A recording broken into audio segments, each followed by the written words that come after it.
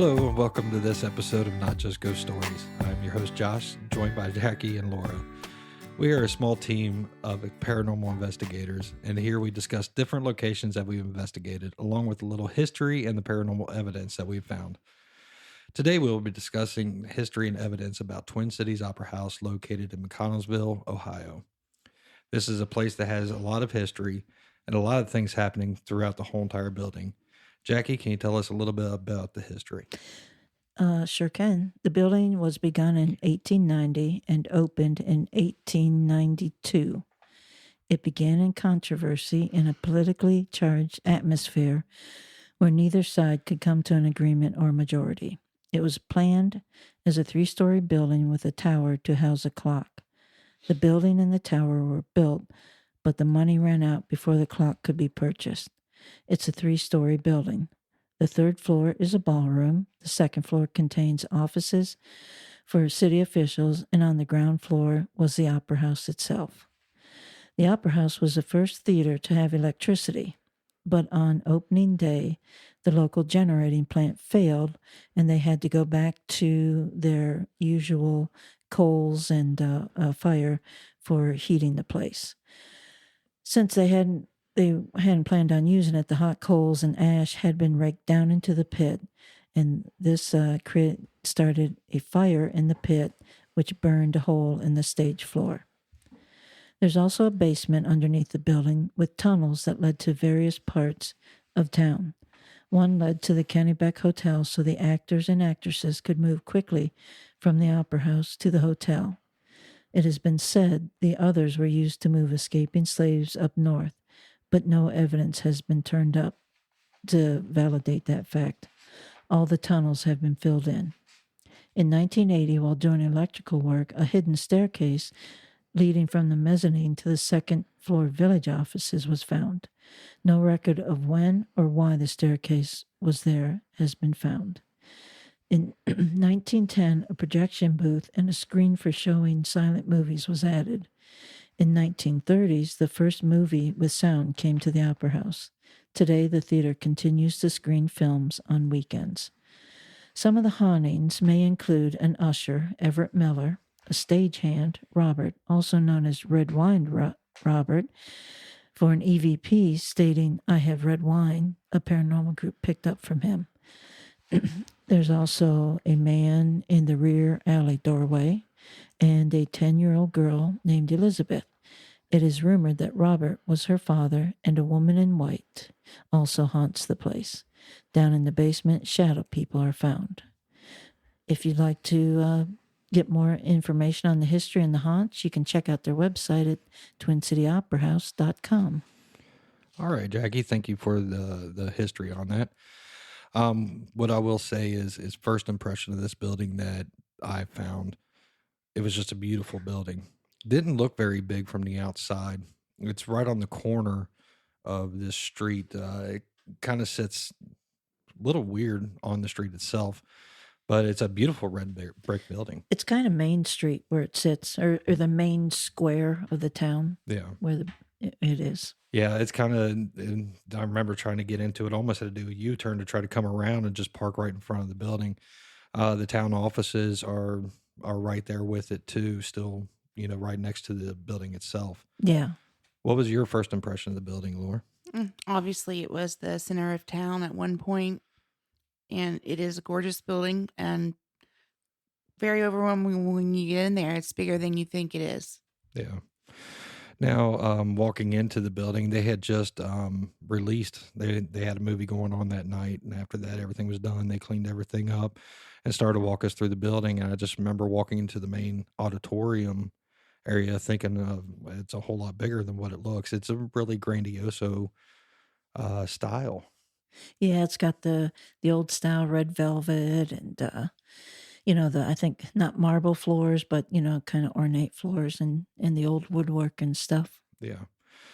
But as we walked in and we started to get everything set up, we decided, where we're going to set our equipment at, set up cameras, where we're going to set different pieces of equipment. And as we started going through things, that place is almost like a little maze back behind stage, if you remember. Yep. There's a behind stage. There's a basement where the dressing rooms used to be. So there's steps down into the basement behind the stage. And then, of course, there are steps that lead to the catwalk and stuff above the stage. So it's quite easy to get lost behind stage. It really was. I believe the very first place that we investigated is up in the attic area. Well, we wanted to go to the attic area, but they had the door locked. They said upstairs the floor is really starting to get uneven. Felt it wasn't safe for people to go into, but we still decided to start our ghost hunt up there. What do you remember about that night?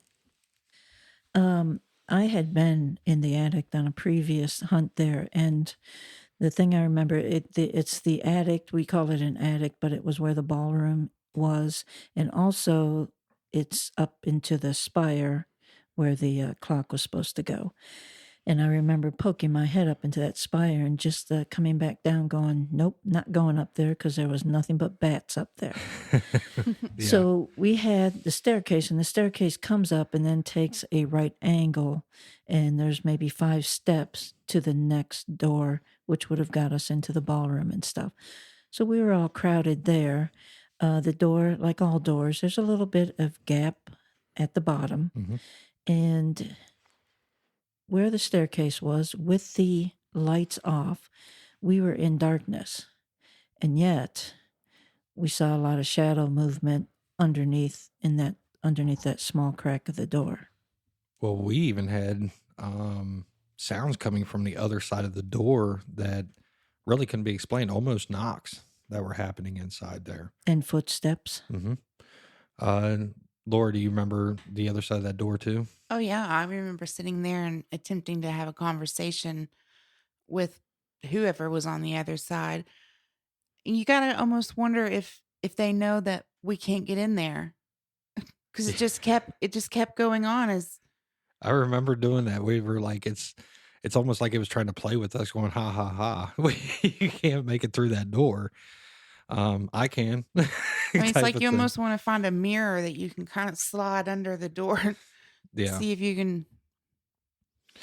So, I mean, as you were going through things, we decided that at that time we start from the very top of the building and kind of work our way down, going down toward the main stage. So, after we were done in that third floor door area, we decided to go on and do the upper balcony, um, which was a really, really cool just overview. You can kind of see the whole entire auditorium from there.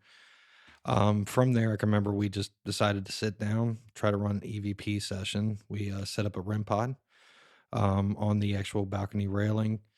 What else did we try to do there? We also had the laser grid going because laser grid covers a huge amount of area, and we had a huge amount of area, and it helps us to kind of draw out draw out the shadows, but draw out the shadow movement. Yeah. Now on EVP, I know that we caught some of the sounds that we actually ended up hearing with our own ears, which was a lot of seats being creaked, like something was trying to sit down or stand up from a seat. And you could hear the chair almost flopping back up because they do have the spring loaded seats into them. We did have the REM pod going off up there, trying to communicate. Though they didn't really want to seem to communicate with us. They just kind of did their own thing. It was almost, I would say, residual, like people going to an opera house and then watching and finishing and getting up and leaving. Yeah. Laura, do you remember hearing the footsteps we heard on the stage while we were up in that upper balcony? Yeah, I mean, I remember seeing shadows, mainly back toward where the curtains were. But yeah, the seats springing back is the most memorable for me, just because it happens so many times, and I guess it's where you're in a theater, you have no idea where it's coming from, no matter Yeah. how many times it happens.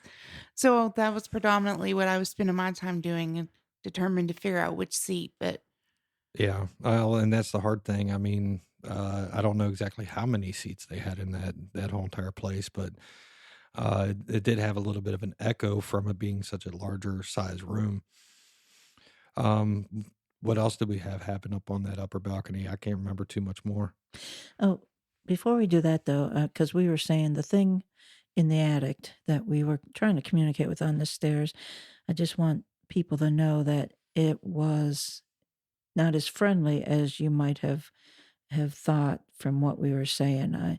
I kind of got the impression that maybe the locked door was to keep it in there also. Yeah, that's true.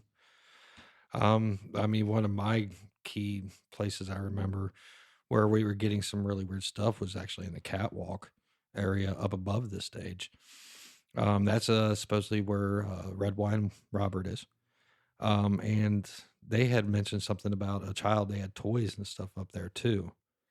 That would be Elizabeth, that supposedly the rumor is that it was his daughter. Red Wine Robert was a stagehand and one of the stars of the opera house. Victoria, correct? Yeah. Yeah. She her and Red Wine Robert had an affair, and Elizabeth is supposed to be their child. Elizabeth would stay over in the hotel when her mom was at stage, or sometimes she'd come up and go up to the catwalk with her dad, Red Wine Robert, and watch her mom from up there. Okay. Now, I remember going up into those catwalks. There was almost a draining feeling as we were walking through. Once you started to get up there, you just started feeling very tired. That could have been the staircase. That was a bit of a stretch. It kept getting narrower, and the stairs were narrow. And at the end, it was like, good Lord, is there a weight requirement to get into this Very place? rickety. Yeah, very rickety stairs. I do remember that. But I remember for me, as we were just sitting back in that kind of where it was a little bit larger of an area at the end of that catwalk, just feeling tired all of a sudden. I think that there was a lot of energy happening. I do know we took the REM pod up there. We decided to leave it up there and started getting hits as we were getting ready to walk out of that place. EVP wise, we didn't really get a lot, but there was K2 hits that we did get, some really, really weird ones where we shouldn't have been getting, normal K2 hits. They were very moving K2 hits. What else do you remember up there? Well, I do remember the toys there being in that corner, and that area. It seemed pretty mild, but I'm with you that there, as you walk out on that catwalk, it's you just all of a sudden feel like you just want to take a rest, I guess you would say. Yeah. I do know, I don't know if you remember one of the toys going off when we were getting ready to That walk doll. out too. Yes. Yeah. That was kind of freaky to me. If you want the truth.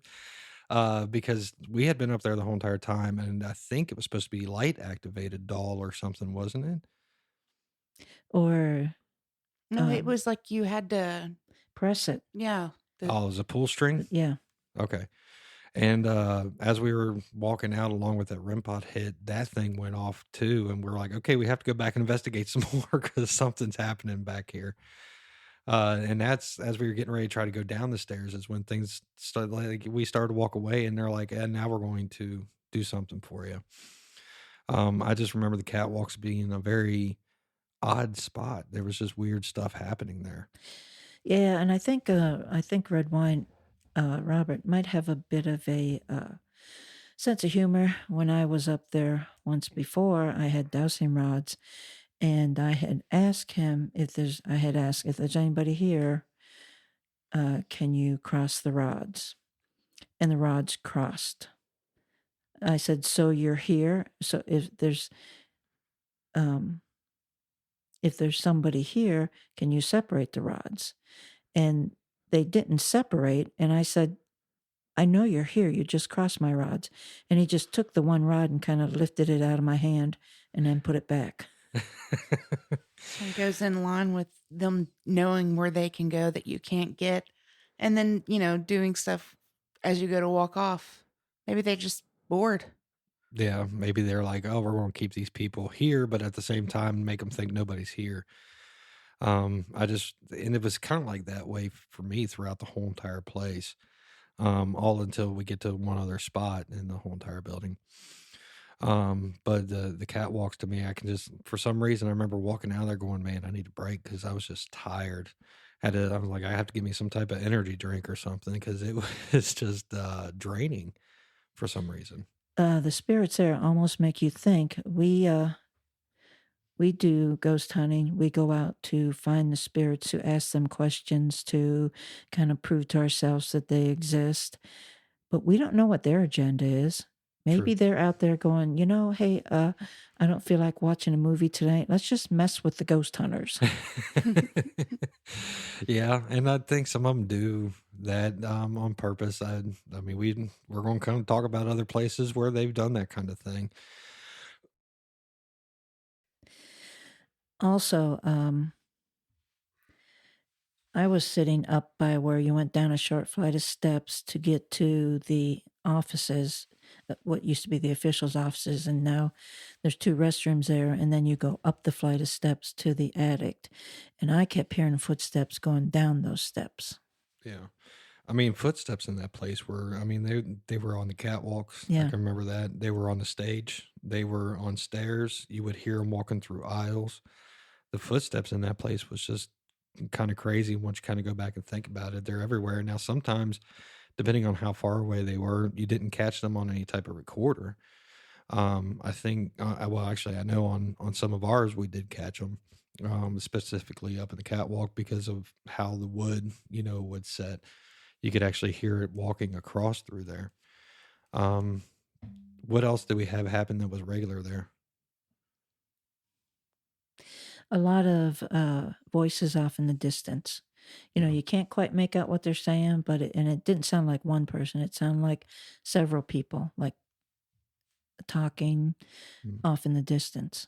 Yeah. That especially backstage. Back now, that's where we're going to head to next. Once we came out of the catwalk, we actually started to decide to do the stage area, still using the laser grid because we were getting a lot of shadow play in different areas. Using the REM pod, see if we can get anything to hit on those.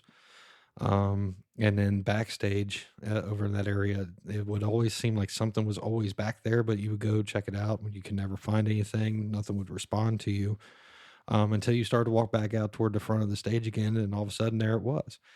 Again, it was one of those things like, hey, let's mess with the ghost hunters again throughout the whole entire building, really. I remember setting up the camera. There was a short flight of steps to get on the stage, and we could hear footsteps coming. And I'm thinking, oh, this is a great place for the camera. That was we never caught any footsteps on the camera. I mean, the whole entire place was just strange, but it was also just a really, really cool experience there. Now, as we go through the stage area, that's when we start to head down toward the basement area, getting into the dressing rooms, where those were at. You want to explain a little bit about that area? Like, say, the dressing rooms are down in the basement, and also they kept a lot of props there and stuff. At one point, there was a prop that was obviously supposed to be an electric chair and stuff. Yeah. But then there was two doors, and one took you down into a small room, and then the next one took you out of that into a larger room, and then finally another door into the basement that was still dirt floor. As you got out of the dressing rooms, went into that first small room, the atmosphere changed. Yeah, it almost grew darker from just feeling wise. Trying to feel it in your gut.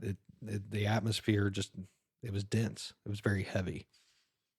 For me, in the dressing rooms, it was more of an anxious energy, but I think that was just kind of residual, probably from where they were getting ready to go on stage, so they were anxious. Now, as you move further down, it seems like it does get a little more alarming, I guess. Yeah. Now, as you start to go into that dirt floor room, there was a door. Now, this door was actually a pretty cool door. It was a weighted door.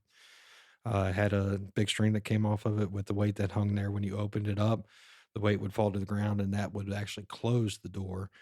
to make sure that that door stayed closed. Now, once we enter into that room, that feeling, I still can't get over to that feeling to this day because it was just so different compared to the rest of the place. It was dark, it was heavy, and you knew something was right there. Yeah, the air feels completely different the minute you cross that threshold. And once that door closes, it, you really start looking around you, all the way around you. Yeah, and it was hard to do because it was very dark. Yeah, you're looking around. You don't really see anything, but you're still just waiting for something to happen. Yeah. But I can remember just shining the flashlight into that area, and it just seemed like the flashlight would just hit a wall and stop, but it was still just open area. That's how Which dark this down place there, the was. walls were still stone and stuff. Yeah. But the reason why we're doing this episode right after the Whispers episode is because of we're still kind of into portals, and that's where we ended up finding another portal was in the basement of that upper house. We actually, I believe, found 2 portals. Yeah, there was one in the catwalk too. That's why we ended up. No, I mean down in the basement. Was there 2 in the basement? Yeah, there was that big one on the wall. And I remember that one because I believe you had found it. And then Laura and I came over, and I was standing on a piece of wood in front of the portal. Yeah. And Laura, we turned to go, and I couldn't move. I mean, I couldn't move. Nothing was holding me. I was on a flat piece of wood and everything. So thank God Tech Jeff was there, and I called him over. And when he touched me, I could get off that piece of wood. But until then, I was stuck. Yeah. Actually, now that, I recall that, because there's been rumored that there was 2 portals in that building. One would be up on the catwalk, one would be down in the basement. But I don't think there was one Don't on the forget the catwalk. point, the paint room. You found another portal there. Yeah. I kind of argued with him because I didn't get it, but you're the portal person. There so was one inside that room, and that was just kind of a weird offshoot as we were because when we had first got into that darker area of the basement, I ended up having to leave for a short period of time, took a break, and then as we were walking back is when all of a sudden this feeling hit me inside that other room, what we call the paint room, because they had a lot of different gallons of paint and stuff inside there. But it was a crazy feeling. I really feel that there's probably more that open a lot like Whispers and close just at different times throughout that building. I almost wonder if too, like how they had so many tunnels that went underground. You think about even breaking dirt, it just kind of brings things. I don't know, bring things up. What draws it for there to be 3 in one building? What would be the point in having more than one? So they obviously must come and go from completely different places, or I mean, it could even be different levels of what the portal is, where it goes to, what it comes from. It could be on different, I guess you would call them time dimensions. Well, we also found in another private place that we did, we had 2 portals side by side. One you could enter, but one you would be like one was indoor, one was the outdoor. Yeah. So maybe 2 of those portals, one allowed things to come in, and the other one allowed things to go out. Yeah, that's true. It just seemed like at every twist and turn down in that basement down there, something crazy was happening. Yeah. There was an entity that I felt actually controlled one of those portals. I think it was that bigger one that was on the wall. He just didn't seem very nice to me, if that's how you want to put it. Yeah, that's because I know a lot of people are going to say demonic, but there are things that just aren't nice, but don't quite cross over into what you consider the demonic. And Twin Cities at that point seemed like not a very nice entity. Yeah, I think it was a very strong entity. I wouldn't classify it as demonic. It was very dark, very strong. That's the only way I can feel to put it. Oh yeah, and as the evening went on and stuff, we were finishing up the basement, and I had moved away from the group, and I was looking into the kind of hallway that led to the paint room, and you guys were off there. You didn't see it, but that portal must have opened because that hallway was filled with shadows, just kind of humanoid shadows, just coming out, short, tall, big, small, all sorts of sizes and stuff. The shadows just kind of leisurely making their way down that hall. What gets me about the shadows down there is there's so many, but there is no light. There none. Right.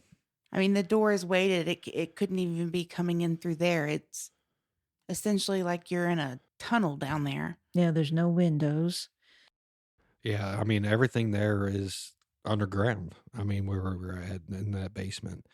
There's Dirt floor, ceilings low, pipes all over the place. Yeah. yeah. And I can understand where people go, well, you're in a basement. A lot of people feel that they're in a basement. That's when they feel claustrophobic. That's where a lot of energy is generated because of electric that runs through there, panels run through there. But as you start to investigate more and more, you start learning your body and how it reacts with other things. So, with that being said, I mean, I can tell you one hunt that we were on one time, I was getting very affected by something. And all of a sudden, I started carrying my K2 around with me, found there was a huge K2 hit. Well, there was a panel. There was a panel sitting right there.